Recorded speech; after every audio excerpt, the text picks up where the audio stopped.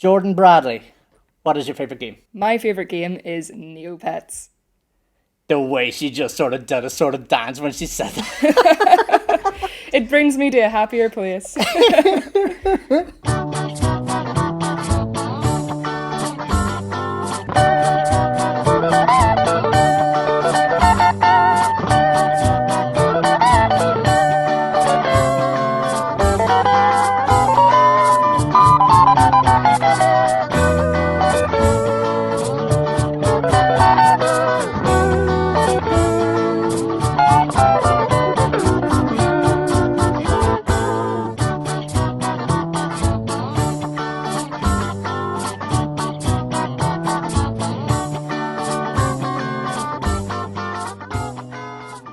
So I always remember playing games as a little kid. The computers after school in primary school, sort of the PS1 days, PS2. It was always sort of a thing that my siblings played together. Even my parents, like they were mad into PS1 games, and it was always sort of like a little sort of casual family thing that we used to do together.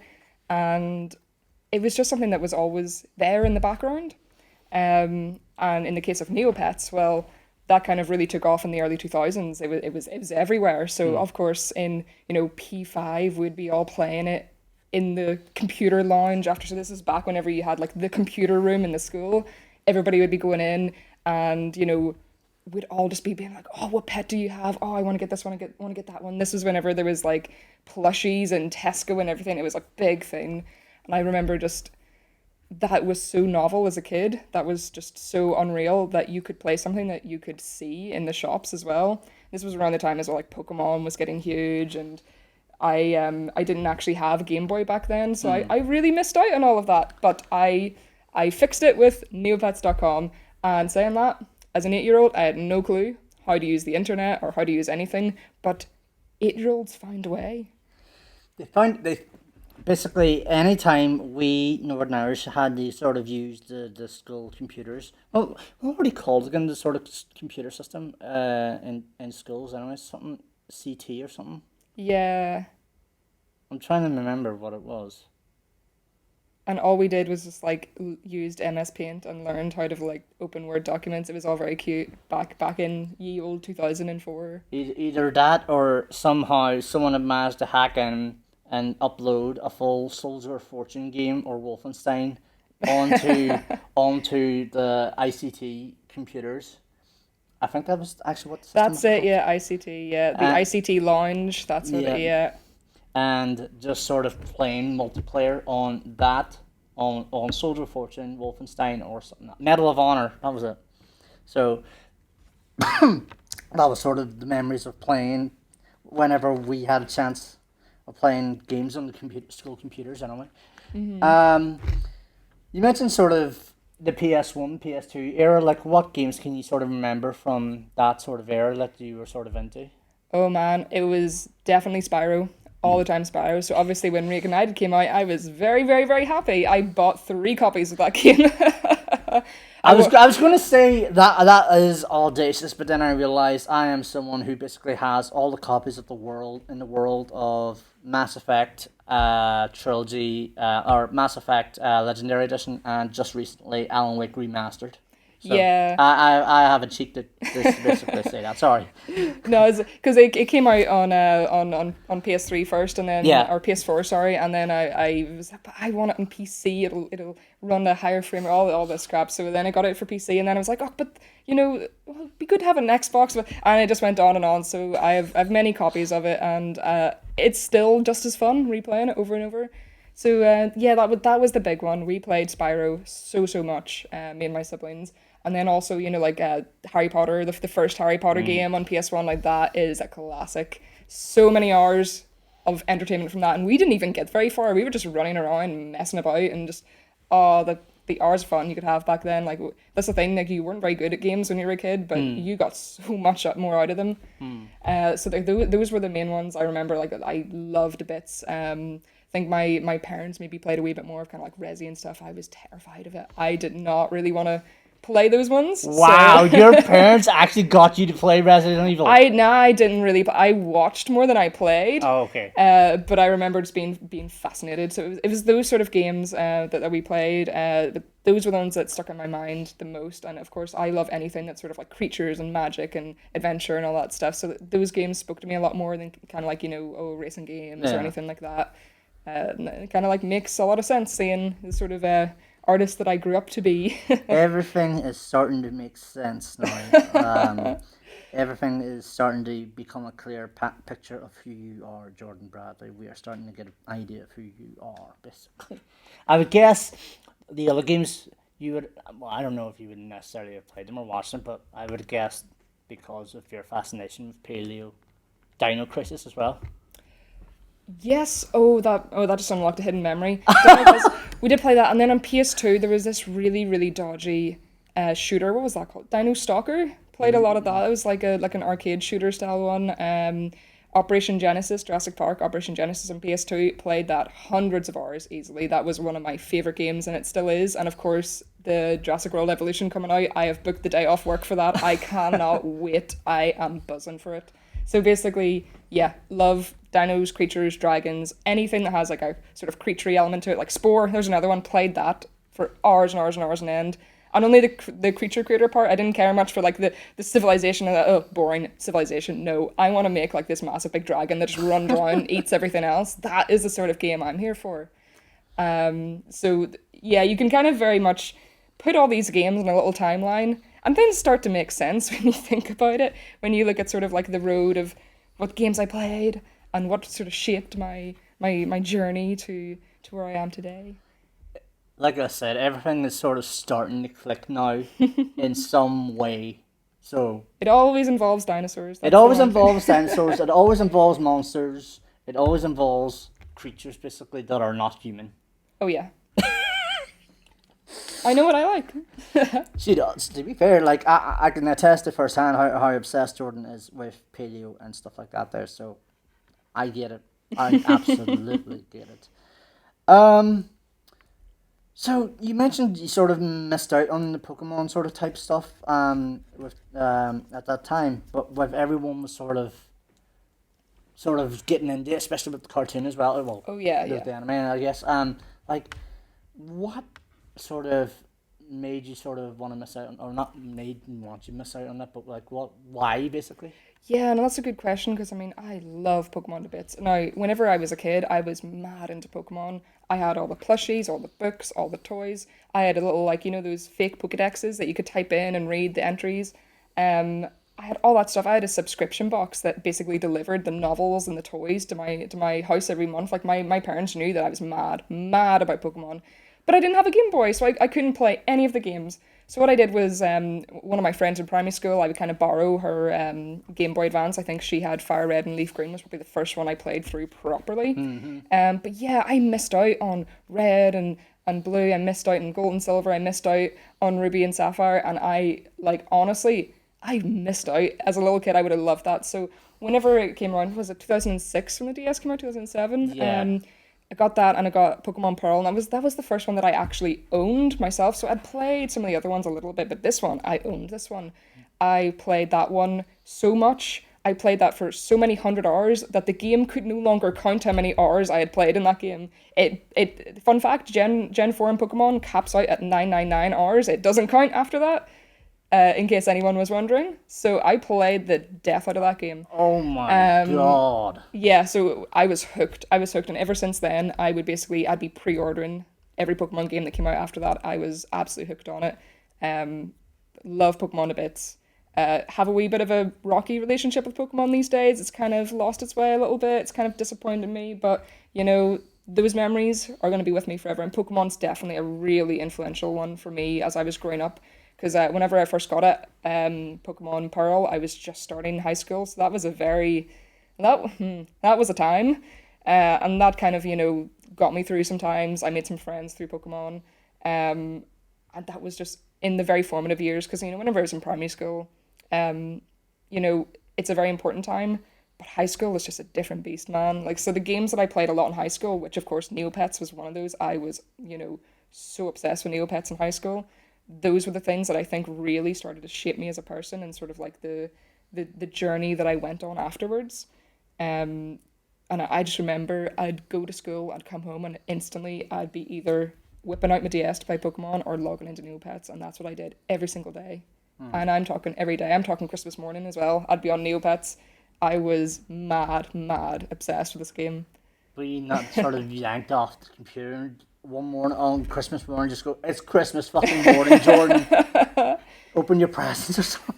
A little bit, yeah. Like, I mean, yeah, my parents did not like that I was on the computer so much, but well, yeah, look at me now. Look at you now. No, like, they were very supportive of that, but it was sort of a thing back in the day whenever computer games were first starting to really take shape. In sort of like the 2000s, mid 2000s, there was that real tension of kind of like, I want to be on the computer, I'm talking to my friends, this is a social thing for me, and your parents kind of being like, no, you gotta go outside, and like, I get it, but it was, yeah, there was some tension there. It was kind of like, I just want to play Neopets, I need to get my daily points, I need to go in.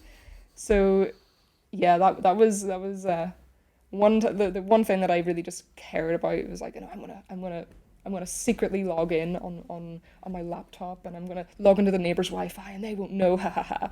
And honestly, you're very resourceful when you're a teenager. I couldn't have the effort to do anything that I did back then. Like there was times I was logging in whenever like Wii's and DSI's had internet browsers, and they were so slow, it would take like a whole 5 minutes to load one thing. But that was like, if I couldn't get in, I'd be like, I'm gonna log into my DS, and I gotta get those points. Now that I'm listening to it, this sounds very, very like, oh, Jordan, you had a problem. Your words.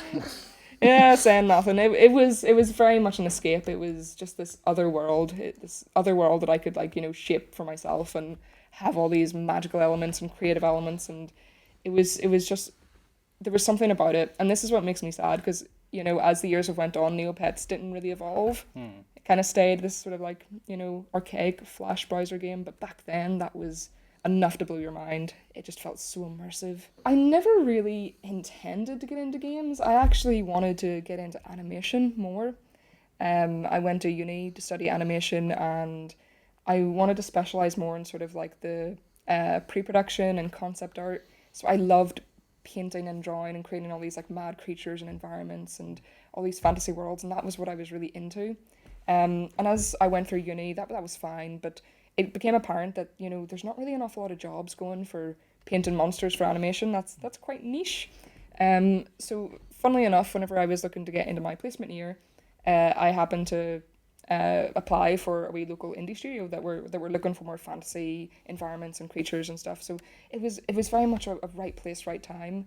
Whenever it sort of clicked, oh, wait, hold on a second, like video games, they're always looking monsters and environments and fantasy worlds. Like, yeah, that would fit my style a lot more.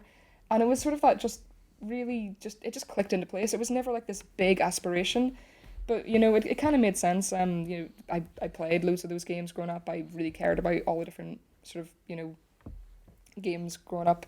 Neopets, Spyro, Pokemon, all those sorts of things. It made sense. It's kind of like, why you care about those far more than you care about other things like in animation, so why not go into that?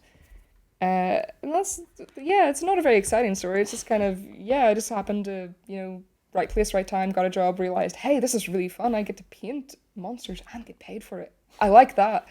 And that kind of, set me on a different path where it's like, yeah, game development's actually really fun. Well, the pre-production concept side of things is more my area. And after that, I graduated. I, got a position at another local company, had a lot of experience doing Paleo Pines, which was a dinosaur ranching game that I created at Game Jam of all places. Just kind of formed in my head. Me and my mate kind of came down, did some concepts, like, we were just two artists kind of like, shooting the shit. We were just having some fun. And we created just a few concepts about that, and then the internet went mad for it. Like, there was a big reaction on Twitter. People really liked it. So we ended up developing that for a while. And, a couple of years later, and this is a very, very TLDR version of this journey, but a couple of years later, I branched off and found my own game studio so that I can focus on just making the games that I want to make, like those fantasy worlds, those worlds full of creatures that you can befriend, and just all those sort of adventures. Something that basically, what would my 10-year-old self like to play? And that's kind of like the goal of founding Ambertail Games. We'll talk more Ambertail and Amber very shortly.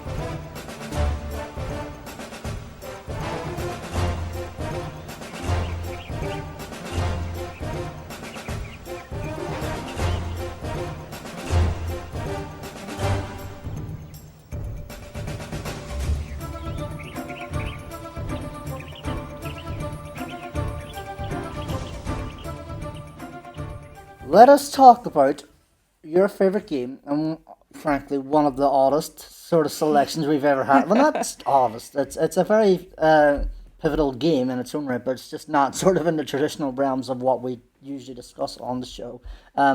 Your favorite game, Neopets. So, what appealed you to it in the first place? Anyway. Yeah, well, I mean, back in the early 2000s, Neopets was huge. Which, if you weren't there, that may sound kind of strange, but I'm talking like there were toys and figurines, Oh yeah. plushies all over. You could get them in Tesco, you could get them in Sainsbury's. Um, it was everywhere. Like there was cereal and TV adverts, and it was just kind of a thing that all the kids just kind of knew about it, and all the kids checked it out, had an account, and I think everybody in my primary school class had an account at one point or another. But I kept my account and I played it into high school, and then I made a new account that was maybe a bit more grown up, played that through high school, and I'm talking every single day of my life for maybe at least a couple of hours a day. I was playing Neopets.com. And this may sound kind of strange, like Neopets.com, it's a browser game, right? It's like, you go in, you feed your pet, you you play a few To flash be fair, games. everything's a browser game these days, thanks to Stadia and cloud stuff and all that there. So it's all rather good Yeah, anyway. that's true. In the early 2000s, it was very innovative. There wasn't really anything like that. Like, I know there was Webkins and stuff like that, but for Neopets, it really felt like there was this huge world to explore. Like there was this globe that acted as sort of like the map navigation, so you could at a click of a button go to the different environments. Like you go to the desert, or you go to under the water, or into the sort of old medieval section. There's like all these different worlds, and the maps would basically just be PNGs that you could click around. It was all very rudimentary back in the day, but for the 10-year-old mind, this was mind-blowing because you could visualize, you could see everything. It wasn't just kind of like text in a browser. There was art to go with it, there was characters to go with it. Like all of the shopkeepers had unique characters with unique names. All of the different games had like these different little storylines and plot lines, and the whole thing was that these were your pets. You got to name them, you got to choose their color, you got to choose what their story was. Like that was the thing that absolutely captivated me. Your Neopet had a web page attached to it that you could design yourself. And this is when 12-year-old Jordan learned the most basic of basic HTML, so I could make a web page to put anime pictures up on my pet page. It was a time.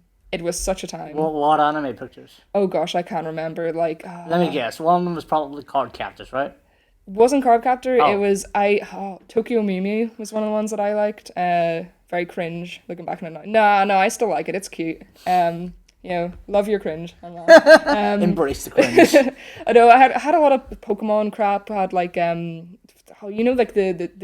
typical sort of 2008 anime girl shit. Like there was Bleach, Death Note, Full Metal Alchemist, all that stuff.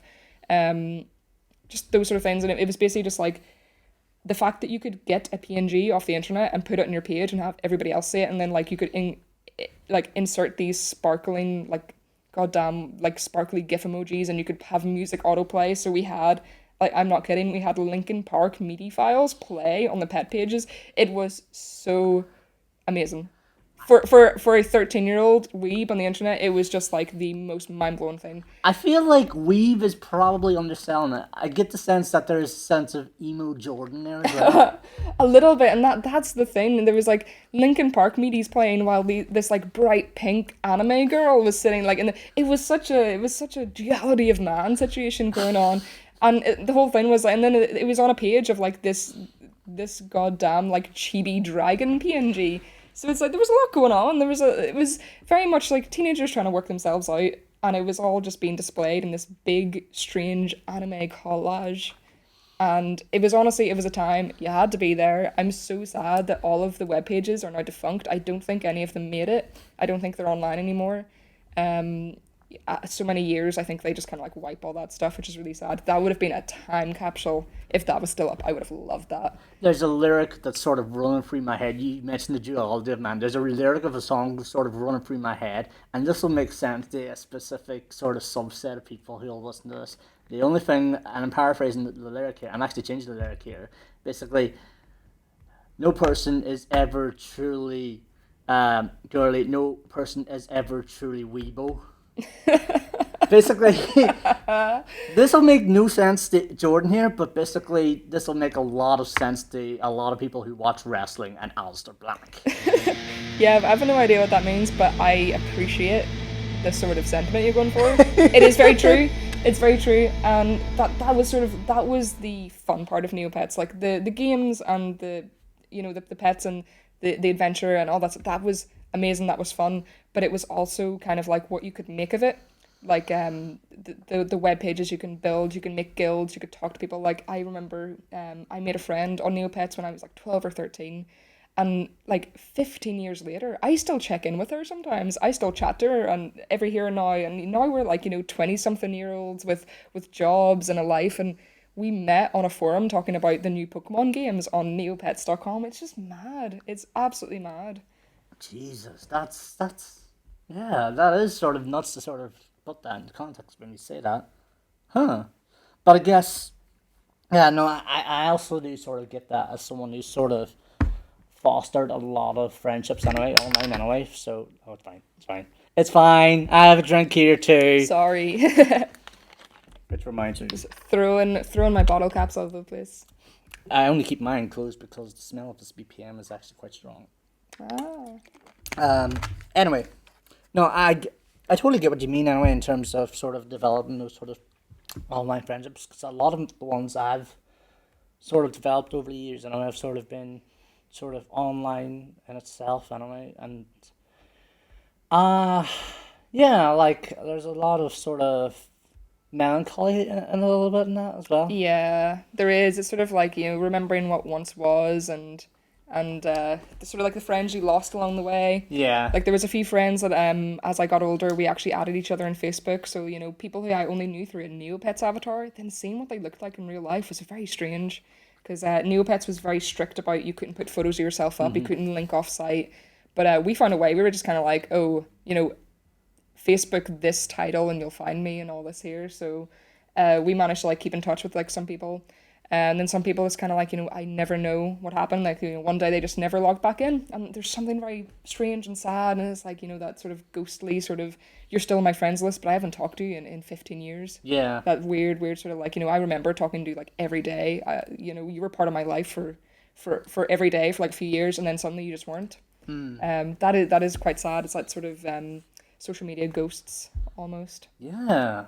I'm glad that's a good way to sort of describe that. They're just sort of ghosts of social media. Yeah, that's a good way to describe that. I never really thought Very of that. ominous. Very It's ominous. it is very ominous, but a very specific but correct way to sort of describe it as well. Yeah, I like to think that they have, very happy, vibrant lives, and they just decided one day, I'm done with Neopets, I'm going to go out and touch Or grass. I'm done with social media. I'm done. I'm ready to touch grass, basically, and to see the big, bright, beautiful world as it is before it blows up or whatever. Exactly. So that's what I like to, that's my little narrative in my head. Like, no, they're fine, they're having a good life.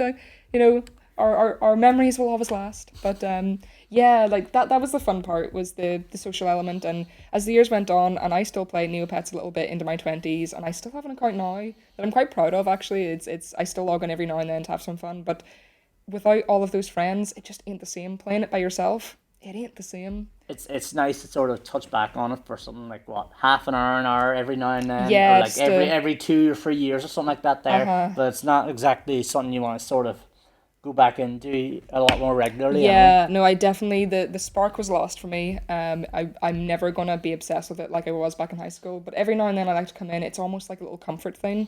If I like, I remember very vividly, like a year or two ago, I was back at my parents' place for Christmas, and I just spent like, a few days before Christmas Eve just playing Neopets, and I was like, this is so nostalgic. I'm in my childhood bedroom. I'm playing Neopets again. Like, there's no real urgency. I have no real goals on the site anymore. I'm just kind of like having fun. I'm just saving up some points, and there was something really, really nice about that. And well, now the site's broken because Flash was, Flash was removed. Flash was Flash is removed. dead. Flash is dead. So like, I can't even go back and like, relive those memories because Neopets is basically defunct now. They're trying to transfer it to like mobile, trying to make it a mobile experience. I don't know what the team's doing these days, but it's been like 3 years and not much has changed. So it's really, really sort of like bittersweet looking Hmm. back on Neopets, because the last couple of years it's kind of like, it's like watching your dog slowly die or something. Jesus, that's grim. That was dark, but that's what it feels like. It's like kind of like you're still here, but you're not you, and you're just slowly, slowly, just like, the games aren't there, the exploration isn't there. It's just, oh, it's so sad. It's really, really sad. Hmm. So I haven't actually logged on in a while, because Can you it's too much. can you remember how far back it's been? I want to say maybe 4 or 5, 6 months. It was definitely at one point this year, because I wanted to see how have they handled this whole like Flash is dead thing, and literally just like the site's broken. Half of the pages are just like, we're working on it, and it's like, oh, this is too sad. I logged off and was like, nah, I'm gonna, maybe in 5 years I'll come back if they've like completely relaunched as a mobile game. But honestly, it's probably it's in the past. It's where it belongs. It's dead, Jim. It's dead, Jim. Um, so what were the sort of pets that you were looking to sort of look after or create within it? Yeah, right. Okay. Oh So God, oh no, I feel like there's sort of right. You've asked me the thing. Now I'm sort of revving myself up. They sort of give a long ass answer, and I'm see, honestly here for it. I could talk about the specifics of Neopets.com for hours and hours and hours.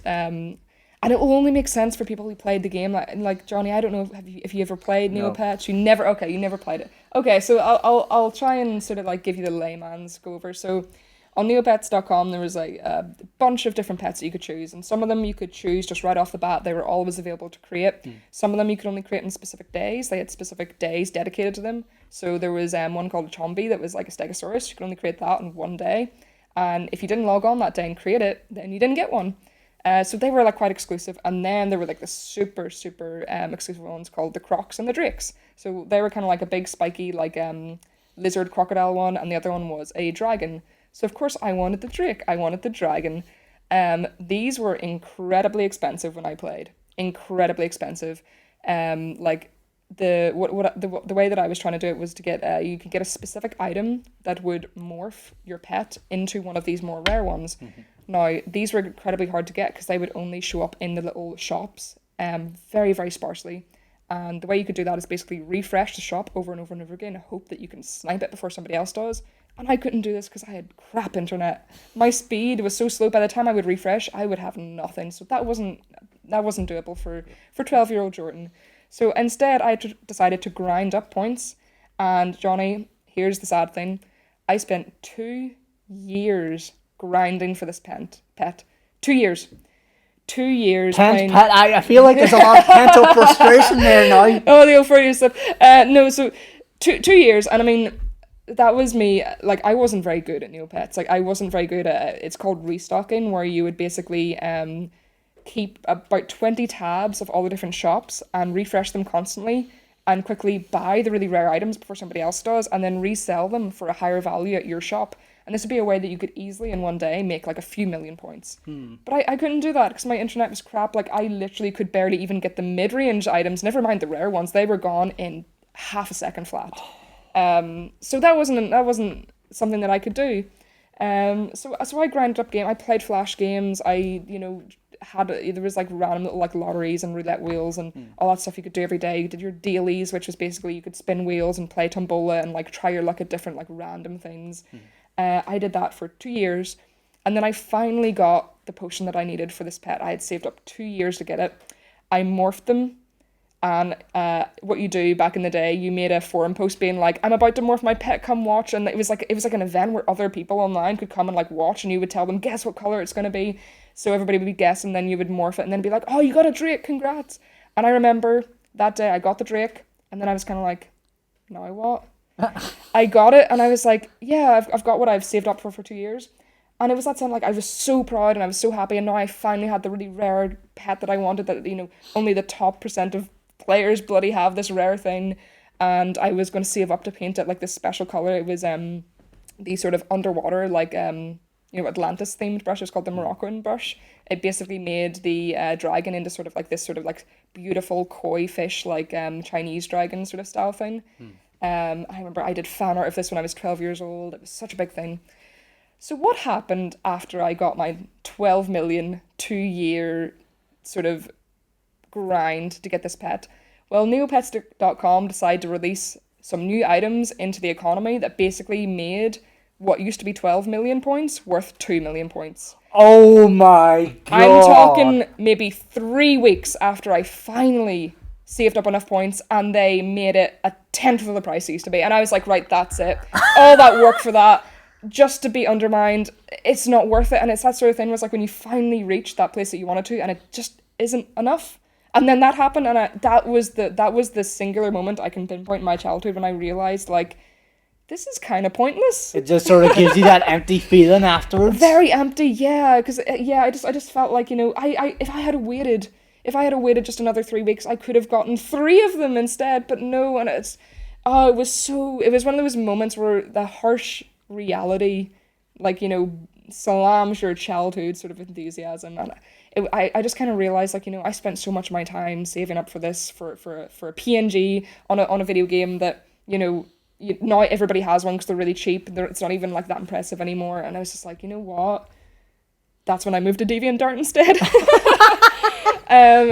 So that is the sort of the moment, and I'm sure many people have similar stories in other games of that moment where, like, a new update like ruins everything you've done, or like the economy's been ruined by some stupid update the devs have done. So yeah, it was that moment where I was kind of like, I really fell out of love with it then. And it was around that time. It was I must have been about 15 or 16 at the time. I was busy with school. I was like going out with friends more. The site was starting to stagnate a bit. That was whenever, like, they kind of had a bunch of team transfers. The site got bought over by Viacom a few years before. They were basically trying to, like, microtransaction the Neopets experience. I really just started to fall out of love with it, and yeah, it's quite sad, but those memories will always be there. And the main thing that I think I got out of it, which is actually what I really want to talk about when it comes to all of this, there was a community of people for the pets that they had. They were sort of OCs, original characters, in a way. And what they would do is that they would draw them in their own style. So of course, for me, that dragon pet that I had, I would draw her like really dramatic and big, sort of like, big proper sort of like, fantasy art. It wasn't like, cartoony. In my head, she looked like, a big sort of Game of Thrones looking dragon. This is before Game of Thrones, obviously, but that was the fun thing. People could interpret the pets how they wanted. So a lot of people, they kept really close to the art style. They drew it very, very literally. Some people made theirs into like little anime OCs. Some people made them into like more anthro characters, so more like, like furries, I guess, like more sort of Zootopia-esque sort of Disney characters. But I liked making mine into like big monsters. So all my pets were like, they were like dragons and dinosaurs and big wolf creatures. So I always had like the big monstery pets. And the really cool thing about those web pages that I was talking about earlier, people could basically turn that into like a sort of landing page for like their pet. They can make it as if it's like their pet is talking to you, or it's like their biography. and you would go into Photoshop and you would like, make a background that was like a scroll, and then like you would put that on your webpage and make it as if like somebody's reading this scroll about this ancient dragon, and that was like the story that I'd made for this dragon. So yeah, I was grinding for like having this really impressive PNG that the other users would be like, oh nice, you got a drake, that's really cool. But it was also because I wanted to create this big epic character that other people could go on and read about, and you could like draw characters together and people could do trades, and it was like such a big creative community. There was entire guilds and forums where people would just go on to share their art and their interpretations of their characters, and that was so cool. And that was literally what made me become interested in art.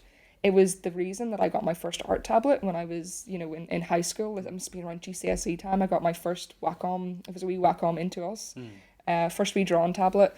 And back then, I didn't really have Photoshop. I had like paint.net, which was like a better version of Paint, yeah. So I'd be drawing like basically pixel by pixel, but trying to like make it painterly. So it took hours and hours and hours, and I have no idea how I had the patience for that when I was like 14, 15, but I'd be trying to like make these big epic like illustrations in basically a glorified Paint. It was a time, but that's how I learned, because I wanted to be just like those other artists who had these big elaborate pages of like their pet and their backstory and their like relationships and all this, and it was honestly so creative. And this was like around the time when DeviantArt was like first taking off as well, so that was when people were getting like their fan characters and their OCs, and they were doing fan art, and it was like this huge big creative world of just like, oh yeah, I can just like draw any of these characters. I remember like we had a guild for Pokemon, and a lot of us would be artists and we would draw each other's Pokemon characters as well. And that was just, the creative element was really the reason that I love this. It was like, yeah, you had your pet PNGs, but you would create this whole really rich backstory. And I'm talking, there were some kids writing novels on this. Like, I'm talking pages and pages and pages of their pet story. And it was just really creative. And it's that sort of thing where this was completely without any sort of, like external motivation. You weren't getting paid for this. You weren't getting like Twitter likes or anything. This was just to show other people on a forum and just to share your characters like backstory and your art, and to draw each other's characters. It was just for the sake of creating. And that was what really, really sort of put me down this path of learning how to draw. Like, I want to draw these characters better. I want to trade with my friend who's got this character. I want to learn how to draw digitally so we can do trades more. And that kind of set me on this path to become an artist, which is really, changed my life. As how I ended up getting into games and stuff is because I became a digital artist. And the funny thing is, whenever I was in high school, I was kind of crap at art. I wasn't very good. I was actually, getting C and D grades in art whenever I was like 12, 13. I said that my art teachers, they were a bit...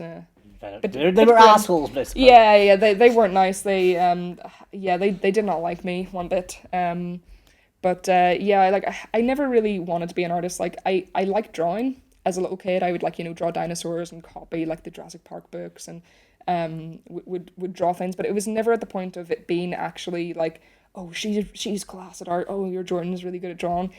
It was something that developed very slowly. So what did you want to become then, if not an artist? A paleontologist, funnily enough. That makes sense. Yeah, that's a very, very obvious choice if you know me. But whenever I was kind of getting more into high school, when I was a teenager, I realized that being a paleontologist was a lot of paperwork and more academic work than it is sort of like digging up bones and putting them together. It's like, it's not like in the movie, it's not like in Jurassic Park. It's like, no, a lot of the time you're just sitting over a spreadsheet, or you're like in computer programs, and you need to know a lot about like you need to go through a lot of like university just to be able to like get to the point of working with actual fossils. It was a whole thing, and I was like, what, that's probably not for me. I didn't really care much for the more sort of like, academic and really dry sort of spreadsheets and doing experiments and stuff. I cared more about like, the sort of like the big museum pieces and the artwork, and that's why more I got into sort of paleo art more specifically as I got older. It's more of a hobby. I wouldn't say I'm a paleo artist in any sort of professional sense, but it's something that I still obviously has been very impactful in my life. I mean, now what am I doing? I make dinosaur games. So it's kind of like, all those elements from my childhood kind of like went into a mixing pot, and the cake came out a bit different than I thought it would. But I mean, it's not surprising this is the cake that happened. So in that aspect, in that analogy, what do you think the flavor of the cake is now? Oh gosh. Well, I mean, there's definitely some dinosaurs in the cake. It's yeah, a little bit of dinosaurs, a little bit of weeb, little bit of gamer, a little bit of, oh gosh, there's all sorts, but it's very much kind of like if 10-year-old Jordan met me today, I think she'd kind of be like, yeah, nice. Yeah, fair enough, fair enough. Not what I expected, but yeah. So yeah, it's that sort of thing. Like I said earlier, if you put everything out in a timeline, it all really kind of like makes sense that the path that I went down, it's very predictable, honestly. Very predictable. And of course, my parents, you know, always was mad. I was always mad for dinosaurs. There's images of me as a little kid with like, carrying my dinosaur toys to the beach and standing outside, the Jurassic Park ride in Universal, and just it was always dinosaurs. So now that I'm an adult with dinosaur tattoos, running a studio making dinosaur games, it's like, yeah, she has a theme. She has a theme. She knew what she liked and she stuck to it. She never changed. Out of morbid curiosity, so if you've not heard, we did a press play episode a few not well, it would be a few years ago now at this point by the time this comes out. We did an episode on the event Run for the Border, and Jordan was one of the people that was sort of in that episode, and she did a talk about paleo pines, and in it you mentioned how you got this sort of ugly multicolored dinosaur. Do you still have that? I don't, sadly. Oh, no, I no. don't. I can ask my mum if she kept any of them. Now, saying that, I do have a huge series of boxes up in my parents' attic that has all my old toys. Like, we kept all my old plastic dinosaurs.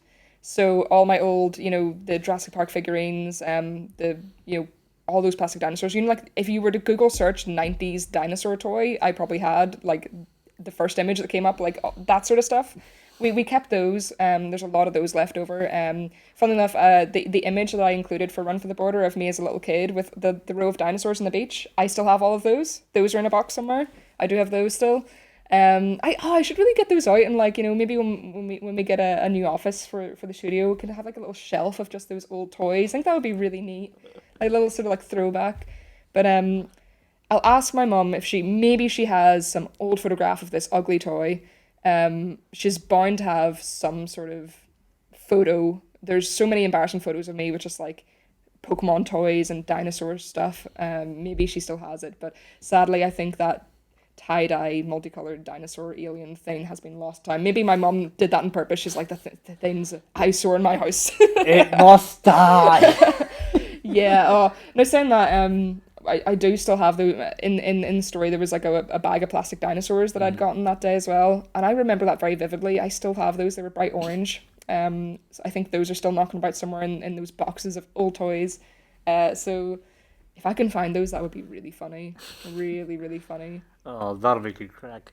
Just Oh, just to see it all. Yeah, I imagine if I open this box, it's going to open the floodgates of kind of like, oh, it's all coming back to me now. It's like, oh, this, and it'll be, yeah, it'll all come back. Because, yeah, it's just like, you never really forget if there's certain toys in your life that you kind of had for years and years and years, kind of like, you kind of, it's burned into your memory almost. Like, I just remember very, very vividly a lot of the toys I had, like the Jurassic Park line of dinosaur action figurines ones that were kind of like rubbery, and they always had like the big bite taken out of them out of the side. That was like their trademark of how you knew it was a Jurassic Park toy, because they had a bite of flesh. I still have that guy, and I mean he's lost one of his arms, and all the paint's chipped away, but like that toy is just timeless. And I keep seeing people talk about it, or like they've got their dinosaur collections, they're like Jurassic Park collections, and I see that same figurine, I'm kind of like, that figurine, everyone had one of those. Yeah, they're so cool.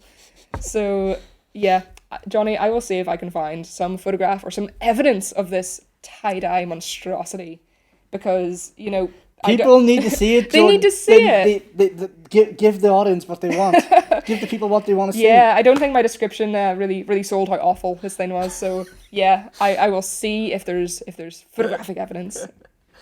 We sort of alluded to it there, in quite a bit of detail, but the community around Neopets, it did definitely have an impact on you anyway. Like you made friendships out of it. It sort of helped define you as who you wanted to become in terms of being an artist and all that there. But in general, anyway, in regards to Neopets, like how was that sort of fostering of community within the game anyway, from the sort of dev side, if you can sort of recall that?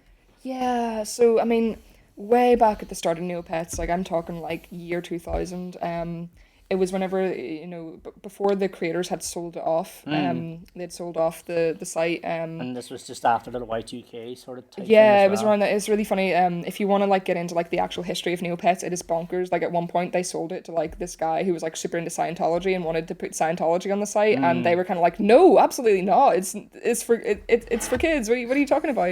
No, we don't want that shit on the site." Um, it is fascinating, but like it goes through a lot of like bumps and different sort of directions. But in the early days, like there was that sense of community. The devs kind of did a lot of like spotlights where they would do spotlights, and every day there was like a pet that would get a spotlight. So like whoever had like the best customization or whoever had like the best page. So a lot of the time, those people who had like made those like really elaborate pages that had like their art and their backstory and talking about this whole big character and backstory they'd made for like this PNG, the devs would reward that by putting it on a spotlight. So for like one day, your pet could be on the front page and everybody could see it. And there was always contests. There was the art contest. It was actually called the beauty contest, which is really funny. But it was an art contest. Basically, like you would draw your pet, and whoever got the most votes would win. Um, and it was categorized by species. So you would be up against all the other species, like the same species. So, and the funny thing about that is, if you had a rare pet, there'd be less people who would be in that competition because less people had it. So you had better chances of winning the art competitions if you had one of those the more obscure pets, which is quite funny. Um, but I entered that so many times. I won a few of them as well, and that was like my week was made whenever that would happen because Mm. you'd get like a little gold trophy PNG that would go on your pet's page forever to say that they'd won, like, oh, this month, like, or this week or whatever it was, and they'd won the beauty contest. Or if you came second or third, you also got little silver and bronze trophies. So there's like those were always a lot of fun. There was you could write poetry. There was like this fake sort of newspaper for Neopets that they did where people could submit their own articles. So people would be writing articles about like new features or new things happening like in the world, or if there was a new plot, which is basically the plots were like new sort of like interactive content where something would be happening in the world. So like maybe a new villain has appeared or like a new threat has happened and everybody has to band together to like solve mysteries, solve puzzles, fight back, and everybody would join in and everybody's contribution mattered, and it would unfold over a series of like days, and these plots were like massive back in the day. And this is what I'm talking about when I say like the site stagnated, because after a while they stopped doing those. Like way back in the early 2000s, those were like every year or two. And as the years went on, maybe once in a blue moon they had those. But that's a tangent. Going back to the newspaper, there was like these people could write articles about that to be like, what's going to happen next? We think that this is going to be the direction, and we think that this character is responsible. So people would be writing these little articles as if they were reporters Mm. on the site, and then the team would like curate them and publish them. There was a poetry section. There was caption contests where you could come up with captions for like funny images, and whoever's was the funniest would win. And so many things that the staff did to have players interact and make it feel like a world. Like that newspaper thing, I remember reading that and it really did feel real, where people could talk about random things, people could do like different little articles, and that just made it feel like, yeah, there's this larger world, there's this larger sort of sense of community. And even though it was PNGs, even though it was a browser game, like the depth that it had was insane. Mm. Absolutely nuts. And like I said, like all the shopkeepers had names and like backstories, and like you could open your own shop where the other players could come and buy things from you, and you could name your shop and you could choose whether you wanted the shop to be like, oh, do you want it to be in Neopia Central where like the shop's kind of like they have this PNG art, or do you want to be in Mystery Island where it's more like a tiki hut, and like all these different things. Like it was so immersive, and it really did feel like this was your life. This was like you and your pets were like creating this little life. Like you had your little shop, you had your web page where you could say like, oh, welcome to my page, here are my pets. And there was just so much to do. And then of course there was the forums. Forums were a lot of fun. You could talk about anything. There was if you wanted to talk about art, if you wanted to talk about the different games, if you wanted to talk to the newbies, or special interests, or there was a board just called the help board, and that's the thing. People would be so helpful. If you needed help finding an item, or if you needed help, like you didn't really know how anything would work, you would get like 10 people jump in to try and help you. And I remember one time, I was looking for a specific item, and I typed in being like, "Hey, I can't find this." There were these things called fairy quests, which were basically like a fairy would appear and say, oh yeah, there was fairies in the game as well, by the way. There was no humans, but there were fairies. So fun fact, Johnny, just context. um, they would appear and be kind of like, oh, I need this for a special potion. Can you find it? And the trick was you weren't allowed to use the search to search other people's shops to get it. So the idea was that you were meant to explore the world and find the item by yourself by like, oh, well, if I'm looking for a potion, that's going to be in the potion shop. So I will go there and see if they have it in stock. So that's what it was meant to be. But what people did, they would go onto the help forums and be like, I need help finding this item. I can't search. Can someone help find it? And you would get 10 people like, giving you links being like, oh, you can find it here. You can find it here. Or this person's selling it for really cheap.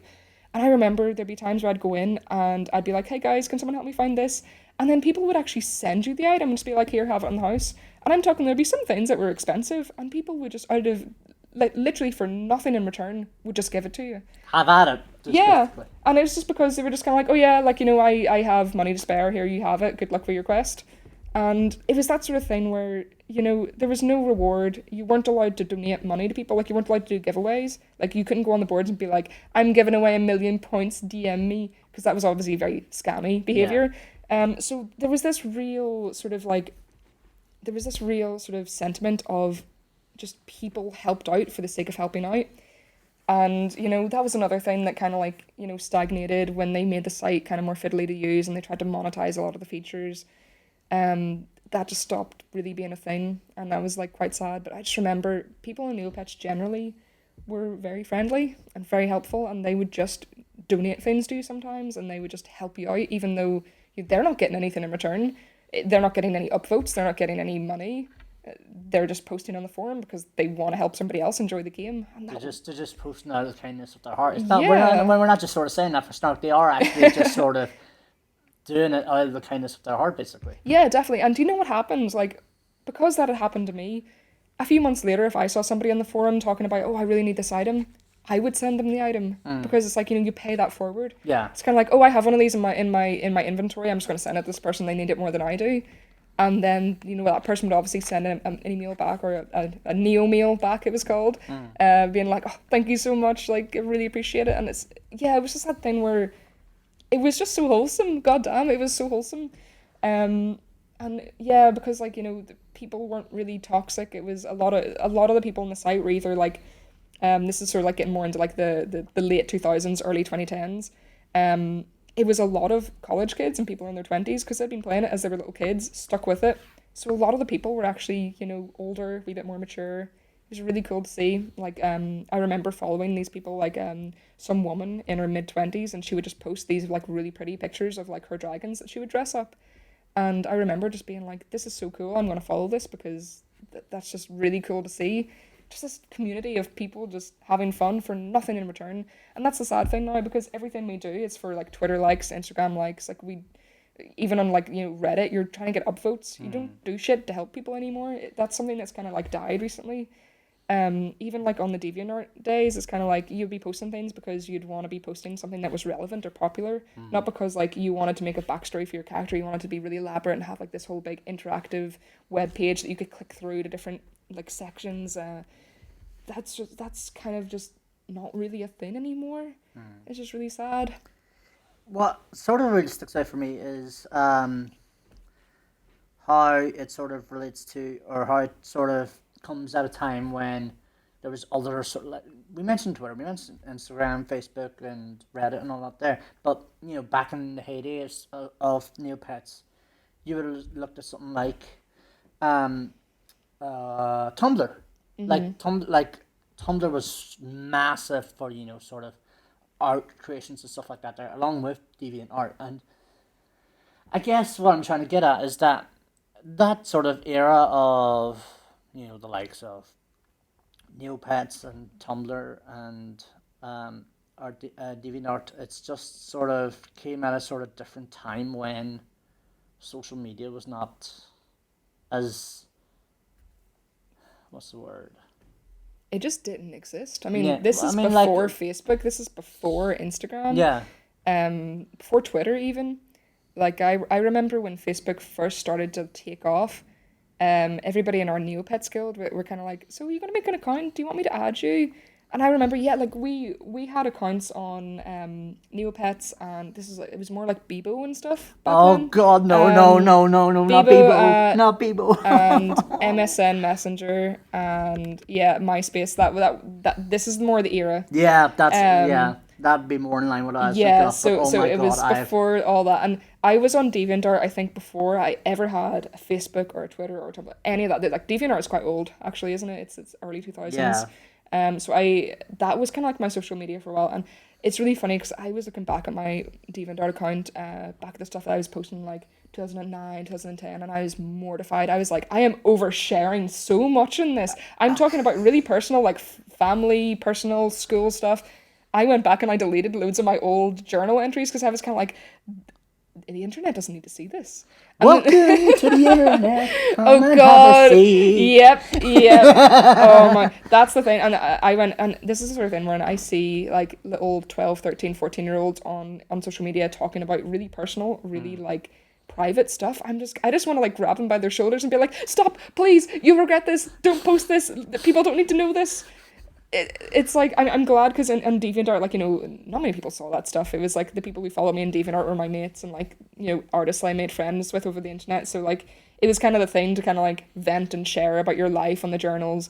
But I went back and deleted it just in case because, now that I have a studio and a company, and it's kind of like, what if somebody stumbles across my old DeviantArt and they see me talking the biggest pile of crap when I was like 13 years old, and it's like, I don't want that to be my image. I kept a few of them though. I kept a few of my old journals that were just like more innocent, just being like, I just got my first tablet and I'm gonna draw Oh, draw bless. Charizard on it, and like that stuff's cute. I like that. I like Ah, those old bless, time sweet capsules. baby Jordan. But anytime like, I was sitting like ranting about my teachers publicly on the internet, it's like, no, stop, that's not a good look.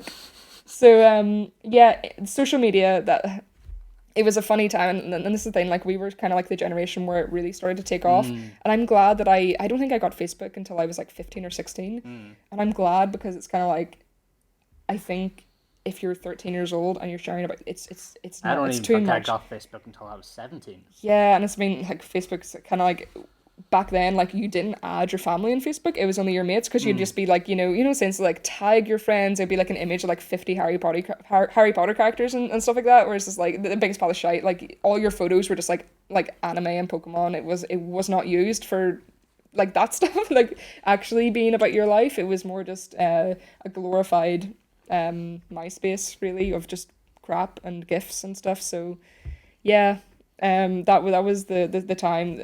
Neopets definitely came at a time when there wasn't that sort of like, my life is catalogued on the internet. It was very much, you came in, and that's the thing. There was a rule where you weren't really meant to tell your name on Neopets, so you went by a handle instead. And that was the thing. And this also blows my mind because whenever I was a little kid, like you didn't really go by your name and you didn't really talk about your life. You went by a handle, and you were, this was your online fantasy life. Whereas now you've got all these little kids being like, oh, my name is like, Carol, and I live in friggin' 420, like, Rose Lane in Arkansas. Like, they're like, honestly, like sharing so much. And it's like, chill, people don't need to know your life story. Like, we went by like, flipping, like Neo Dragon 666, and, you weren't yourself. This was your persona. Um, which, has its own ups and downs, obviously, but I think it was that sort of thing where you could just become somebody else. And on Neopets, it was very much about, you are on this journey with your pets, and it's like this big fantasy land, and like you can just be called like, Cookie Crumble, 22, and that would be enough.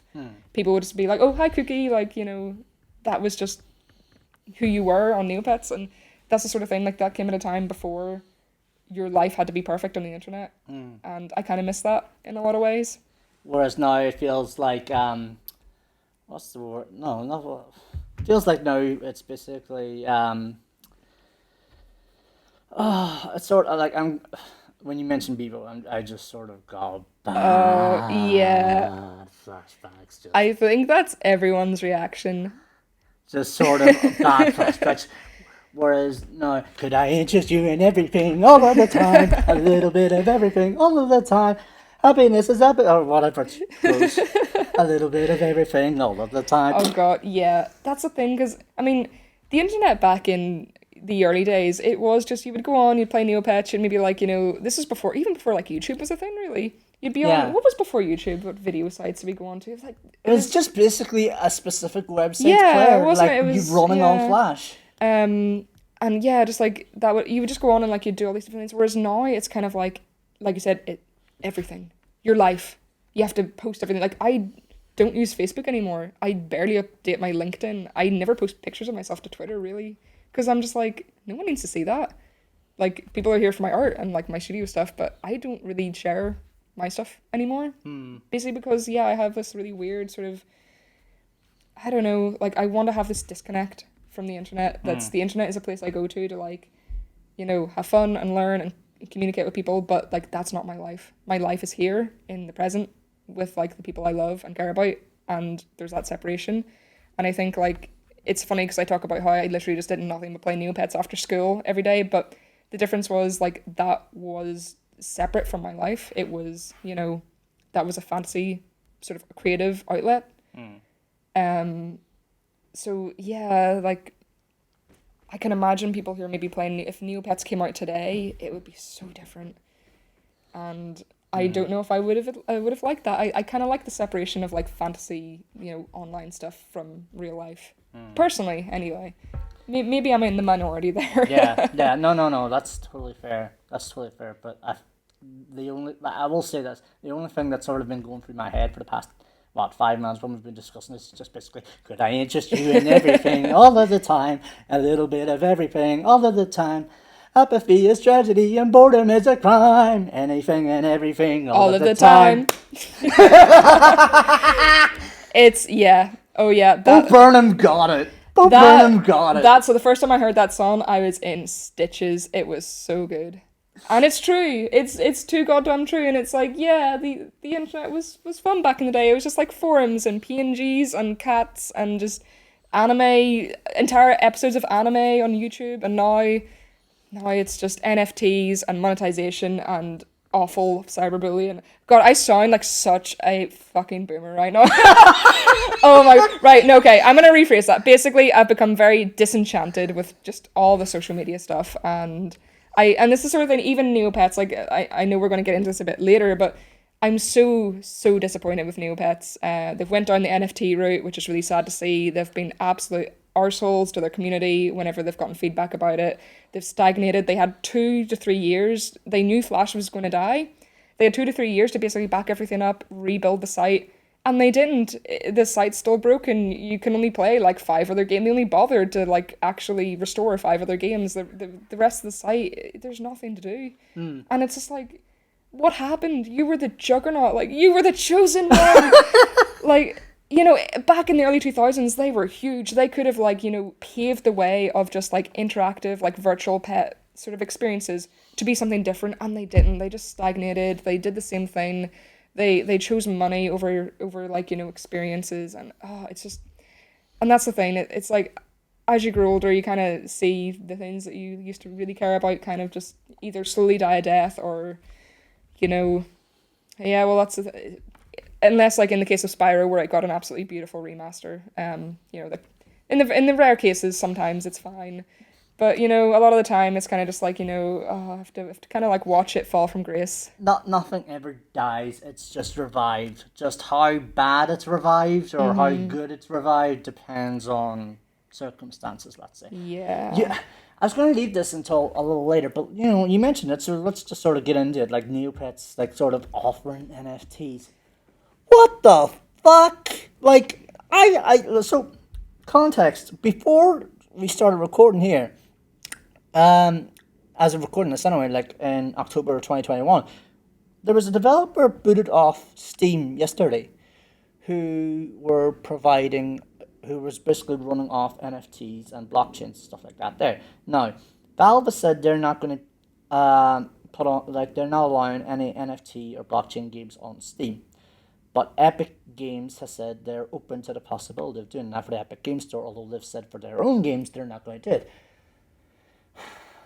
And that side just sort of says it all because like why are we doing this? Why are we putting NFTs in games now? Like and specifically in Neopets, like you said, the reaction just sort of it's been bad. Oh yeah, like yeah, the backlash that they got from that has been so vocal, so intense, and instead they decide to like post reactionary, like sort of fucking you Edgy, know, like edgy. edgy Reddit memes instead, and like, it's just kind of like, man, this is not a good look. Like if you're meant to kind of like be, you know, going down this new path with Neopets, like, you know, I have loads of opinions about NFTs, but I'm also aware that I'm not educated enough in kind of like, you know, the whole crypto blockchain stuff.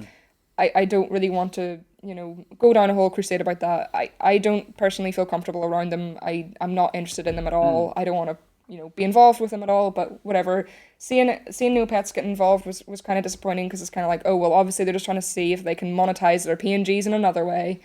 And it's also the sort of thing where it's like, know your audience. Neopet players are not going to buy NFTs. They're just not. Like, that's not your demographic. If you knew your demographic, you'd be offering, like, you know, way more sort of like artist friendly stuff and creative things and that immersion, that fantasy. And that was the thing that really disappointed me was that, like, they are so out of touch. Like, they do not know what their fans want. And it's been obvious for a decade that they don't know what their fans want.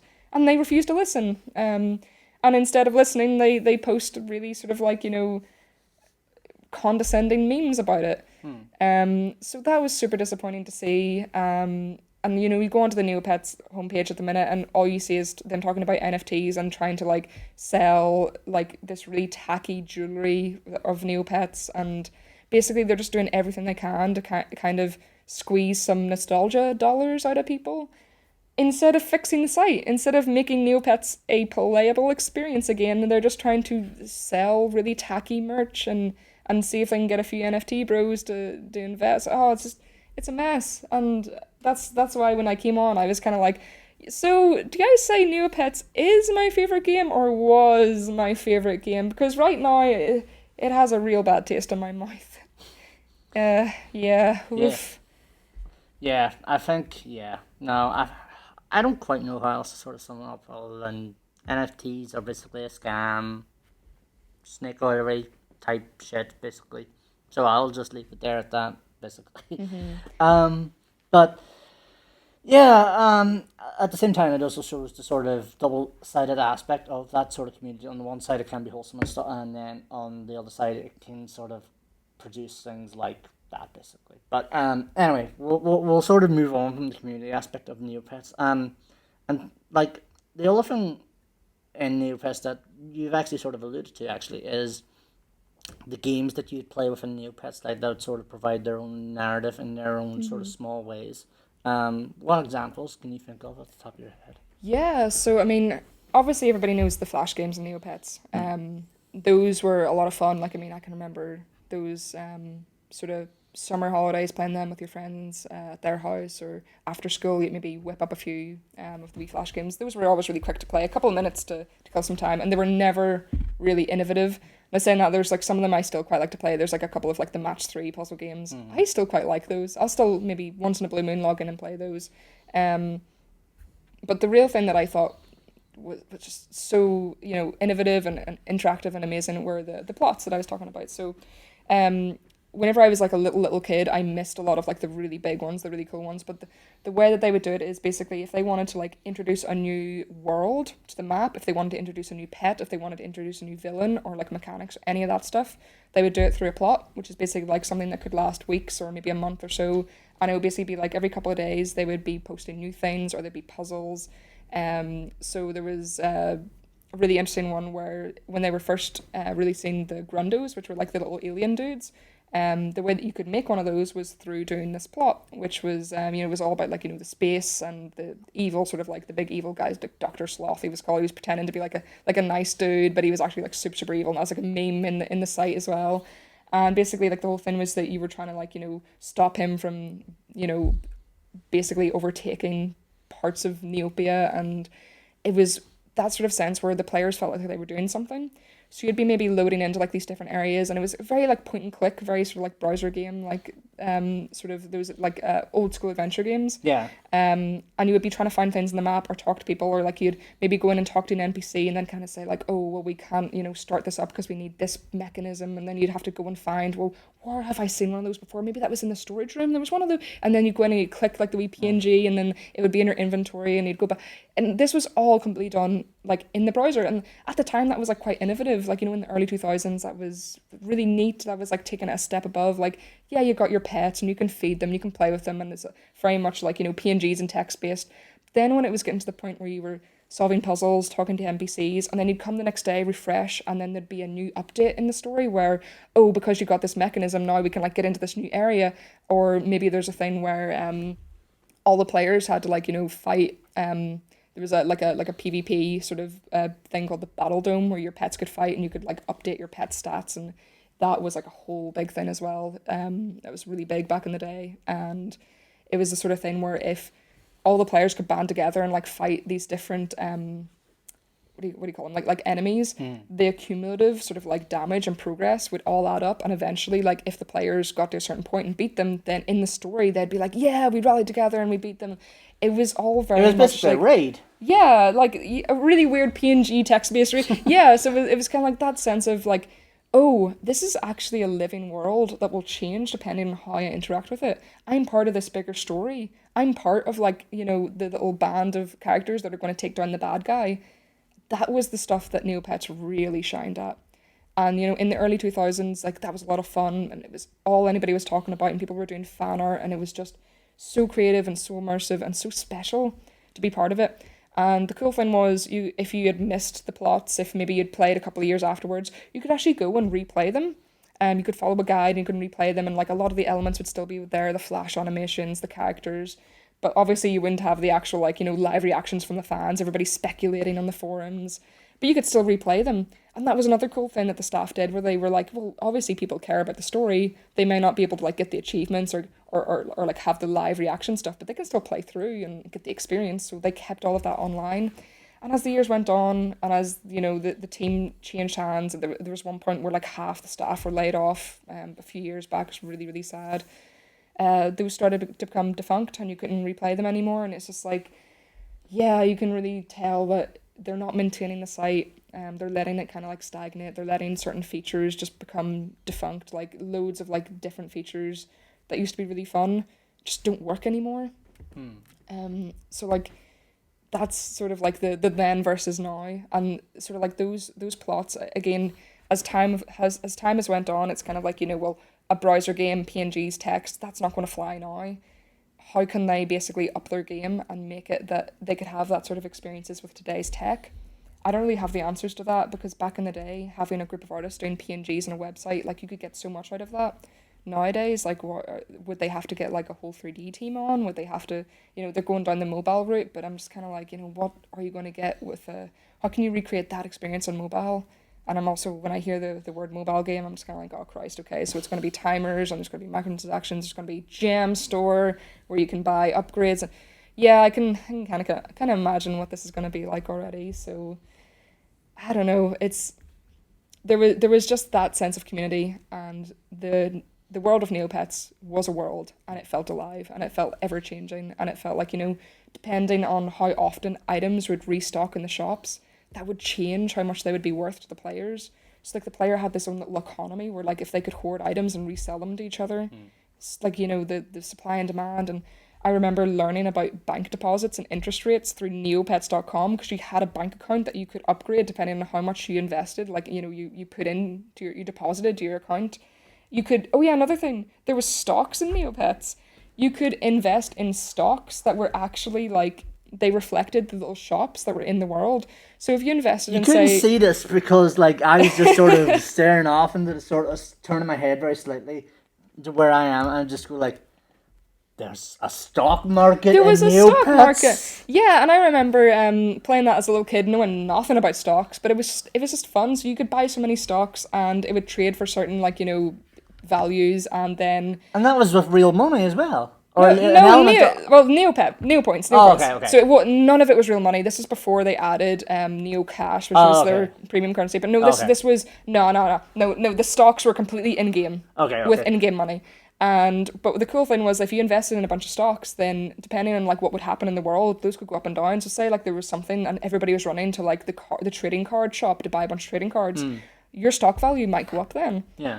So it's all about like when do you buy, when do you sell, and then obviously they kind of like tweaked it so like there would be some balancing because obviously some shops would never be worth any value because nobody would be buying them. So the team did kind of artificially like tweak the stocks, but it was the sort of thing where like loads of people always bought into like the food stocks because that one was always like really popular. So the fact that you could invest into stocks that would be could tie back into like the actual economy that players would be influencing. This is what I mean by how Neopets felt real and the world felt like a world and how, when you move that to a mobile game, you probably just aren't going to get that the same. And that was the thing, like, people may be like, how could you sit and play Neopets for hours and hours and hours after school? It's kind of like, well, there was depth, there was real depth, like, stock markets, bank accounts, like making your own web pages for your pets, exploring, getting achievements, like so much stuff, right? And that was the thing. It's kind of like that was one of the real influences that kind of brought me into sort of things that I do today is that how can I make a world that feels lived in, that feels real, that feels like you're influencing what's happening in the world. And any game that does that, I love that. I love that so much. And that's the sort of thing that like I would love to recreate, that sort of sense of me when I was 10 years old playing Neopets, being absolutely blown away and completely captivated by this world. And I believed it was real, and I believed my pets were real. And I remember as a teenager, I had vivid dreams of Neopets. I had dreams of playing Neopets, and this one recurring nightmare where I accidentally like lost all my pets. Like I accidentally like sent them to the pound, and somebody else took them. And it was this like weird anxiety dream of kind of like losing something that like obviously was very special to me as a little kid. So yeah, like that's the real thing. That's the thing that captivated me. That's what I fell in love with. And there's probably loads that I'm not remembering right now, but just all those different things, all those collections. Oh yeah, stamp collecting was a thing. You could collect stamps. You had this little virtual stamp album that you could put in all your stamps as you bought them. You can't see the look I'm giving Jordan right now, but it's just basically It bewildered. was in depth. It was really in depth, and it was all PNGs and text, and some animations too. But yeah. I think we're starting to get an idea, yeah, like you say, how in depth Neopets was, basically. Or Oh is, I yeah. guess, but. Yeah, no, it's like I said, it is a skeleton of what it once was. Like half those features aren't there anymore. Like every year they had an advent calendar that you could go into, and every day you would open the little advent calendar box, and a different flash animation would play. And depending on what the flash animation was, you would get a different item. So say like the flash animation's about like characters eating candy cane, and then it's like there's like they always make a little joke or a little skit out of it. And after the animation would play, you would go into your inventory and see that, oh, I have a wee candy cane now. So like that would be a really cool way to like do like an advent calendar that was like there was a bit more character to it. And again, I'm not sure if they still do the advent calendar anymore, but it was like all those little things where just like this flash animation is only going to be relevant for one day, but they still went to the effort to make those. I just thought that was cool.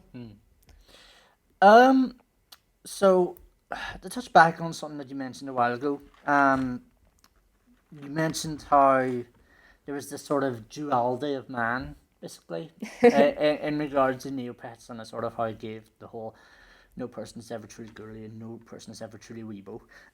Basically, but the other thing I sort of picked up from that is that it gave you a sense of, at least from how I interpret it, and feel free to correct me if I'm wrong, it gave you the sense of who you wanted to be, who you wanted to become, and who you were at that time, and who you did want to become. Like, would that be a correct interpretation?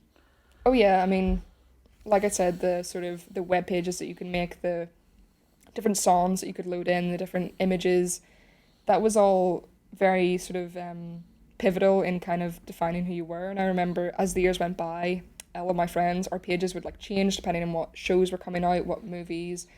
So mine would change away from like the anime stuff maybe to more Pokemon and more like video game stuff.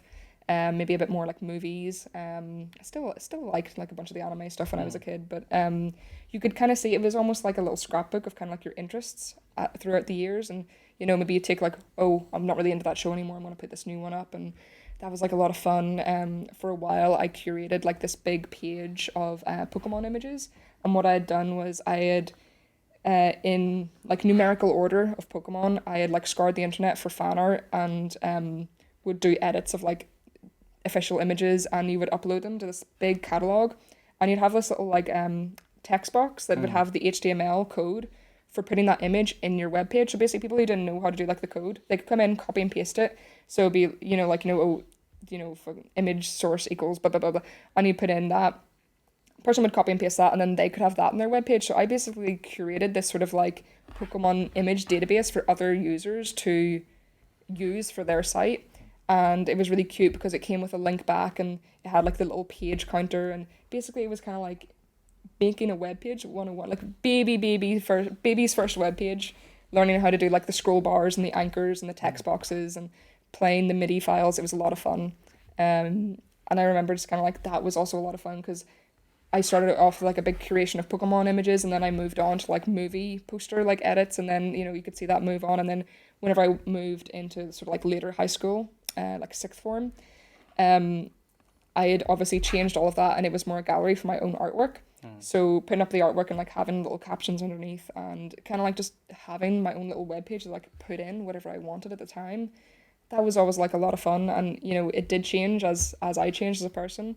And yeah, just the ability that you could just go on and change your webpage. Like, I don't know if they would maybe allow that. If it came out today, they'd probably have it, something similar to like a, I don't know, like a Tumblr or an Instagram profile where it's like so many characters are allowed, and maybe like you've got your profile image and a few links, but it doesn't let you like put in all your images and put in everything that you want. It's just that sense of creativity and freedom. Like, you could just like make whatever you wanted on it, and there's so many creative things people had done. And yeah, it really was sort of like finding out who you were, what your interests were, as you sort of like as I got older, the pets that I wanted changed. So obviously when I was a little kid, I wanted I wanted the wolves and the dragons, and then as I grew up, I kind of was like, oh well, this design is actually far more creative. Like, the wolves and the dragons are cool, but like, this one is really clever, and I like the color palette in this one, and your tastes kind of change. So that was always a lot of fun. Kind of, you would have this sort of like crossroads moment of kind of like, so do I give away this pet to somebody else that I've loved for a few years because my tastes have changed and I want this one instead, or do I just keep them because like I can't let go of like my old favorite. So that was always a lot of fun as well. But no, you're right. There was this sort of sense of like I was kind of in between this sort of like, I like the big monsters and like the rock music, but I also like the cute things and the chibi things. And if you know me as a person now, it's like that's still true. It's like I do a lot of like really detailed monster creature paintings, like big teeth and blood and wings and gore. But I also have created 2 video games that are super chibi and cute and wholesome. And it's like, there's that 2 sides of me where it's like, yeah, I like the cute things. I love doing like the cute character designs, but I still like fantasy and monsters and horror movies. And it's like, I always feel that some people, they kind of like know me as one or the other. I think a lot of people kind of know me as like, oh, there's the girl that does cute dinosaurs. And it's like, yeah, but there's more to it than that, though. Like, I'm not just going to be boiled down to one attribute. Yeah, you just don't want to be typecast as, Yeah. oh, hey, I'm Dinosaur Girl. Nice to meet you. Like, I mean, I'm fine to be called Dinosaur Girl. That's freaking cool. But, there's more to me than just dinosaurs. And that was one thing that I think I kind of came to realize. I was getting, like, a bit pigeonholed in the whole sort of, like, dino sort of, oh, cute dino stuff. Especially when it was a couple of years ago, I was really struggling with the whole trying to post things to Twitter. People only wanted to see the cute dinosaur stuff. So whenever I post the other stuff that I was really proud of, new big fantasy paintings that I'd done, maybe they'd get half as many likes, and I'd feel really weird because it's like, oh, well, they don't like that stuff as much. They only want the cute stuff. Well, I better give them what I want. I'm just going to create more cute stuff. And it got to that stage where I was creating things that I think would do well rather than creating things that I wanted to create. And that's why I wanted to bring up the whole, on Neopets, you weren't doing it for likes or attention. You were doing it because you just liked creating stuff. And that's the thing and this is why I said, like, now I have this weird relationship with the internet where it's like, yeah, I don't want to get into that cycle of just everything I post on the internet is for the amusement of other people. It's for the validation of other people.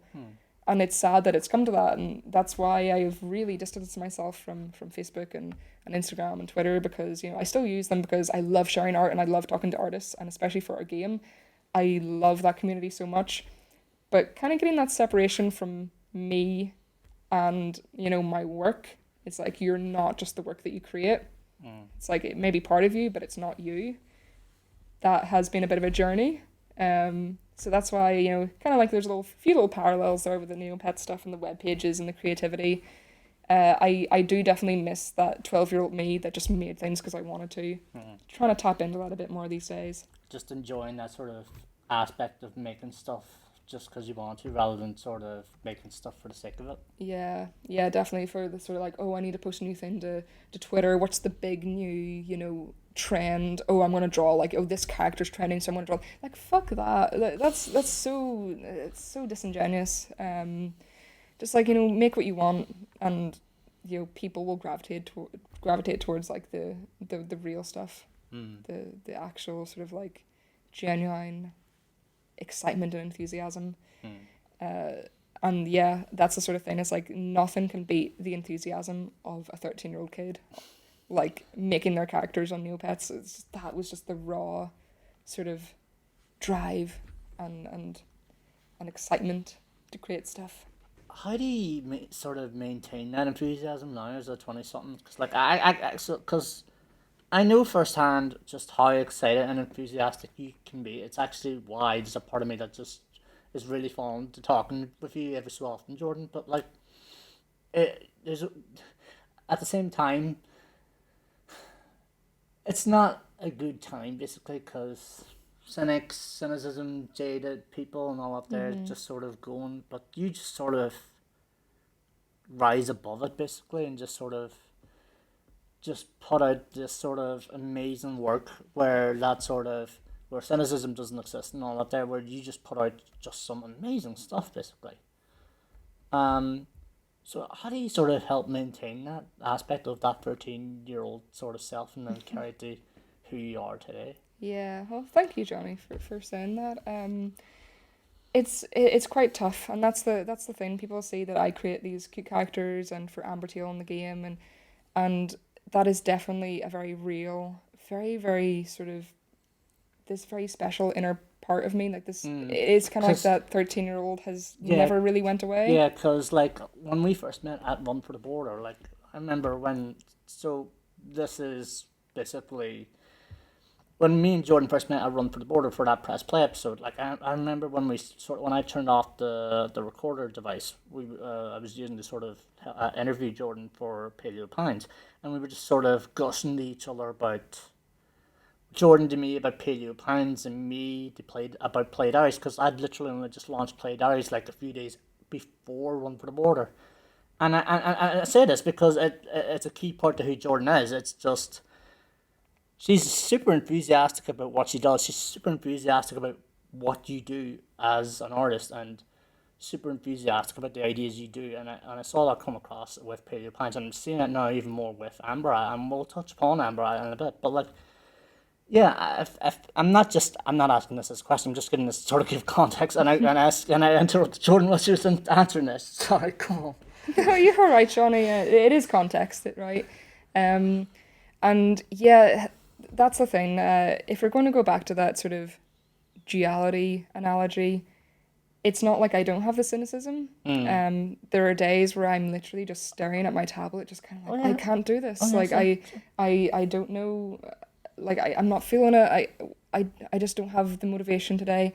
There are those dark days as well. Oh yeah. But there's also the good days, and it's the good days. It's the good stuff that I want to put out there.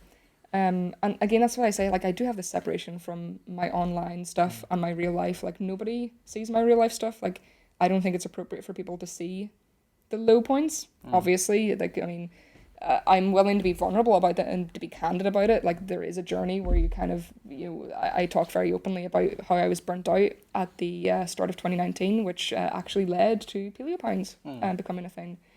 Because I basically was so burnt out, I wanted to create something that was just so self-indulgent and so just me that it would bring me back into the love of like doing art again, and goddamn, look where that led.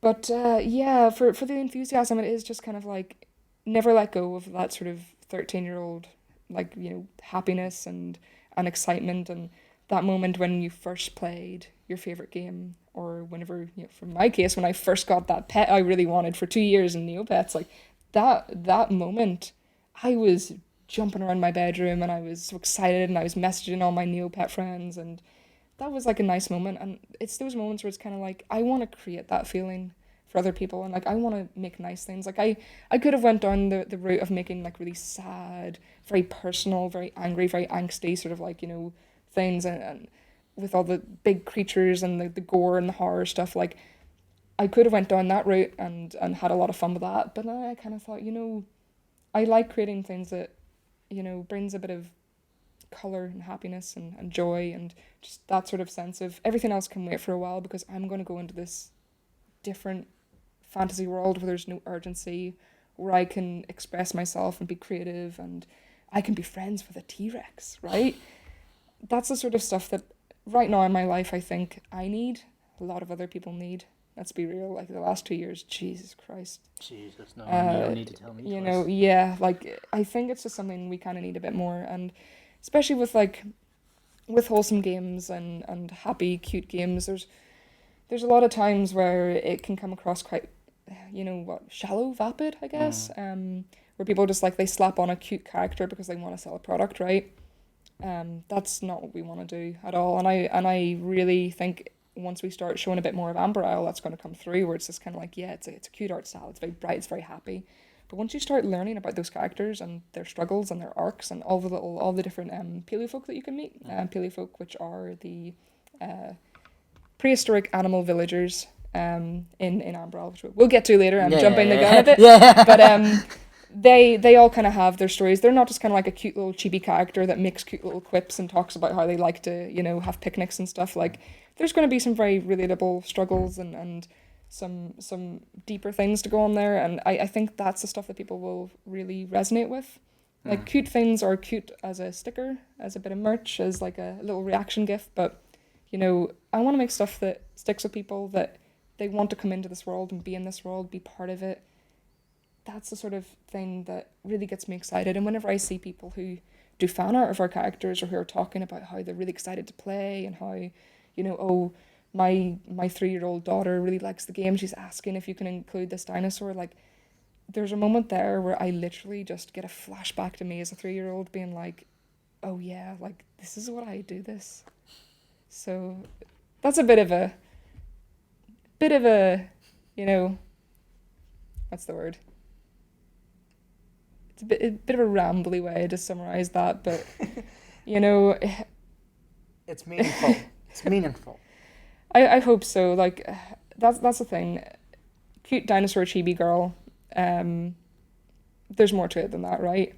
There's a very cynical, jaded Jordan underneath all of this, as has probably come through when I talk about my disappointment with Neopets and social media and all that. But there's always two sides. There's that duality. We always get back to that, the duality. There's two sides to it. You can't just be sated. You can't just be jaded and cynical and complain about everything, unless you're going to do a damn thing about it. Unless you're going to, put your energy into something that, goes against the things that you're having, like, those gripes with. I don't know. That's a sense of purpose I get from it.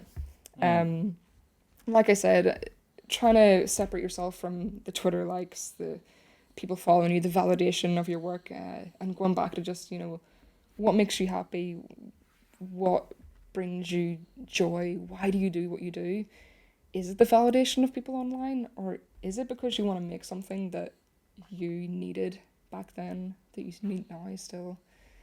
Like, I think I needed Paleopines, and it came around at the right time. I still need those things, obviously, but it's that sort of thing where, like, 13-year-old me needed that, 27-year-old me needs it, and I bet there are other people who need it too. You okay? Yeah. No, I have. You were slightly breaking on me, but I was just like, oh no. So that's the thing. It's like, sometimes you viscerally just go back to your 13-year-old self, and it's kind of like, I'm just trying to imagine 13-year-old self, my 13-year-old self, if I had Ambertail, or if I saw what I was doing today, what would she say?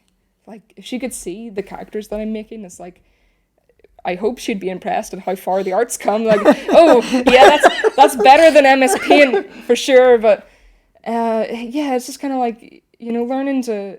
I've talked about, embrace your cringe, like embrace all that, and that's been a journey for me. And I think now I have embraced it. I'm no longer embarrassed by my 13-year-old self. Learning to sort of like love that part of yourself and want to make that part of yourself proud.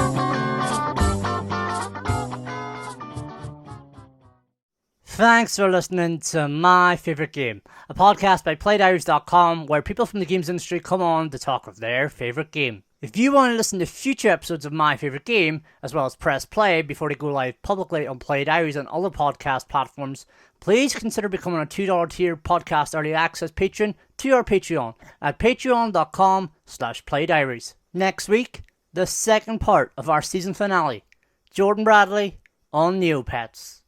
Until next week, bye bye.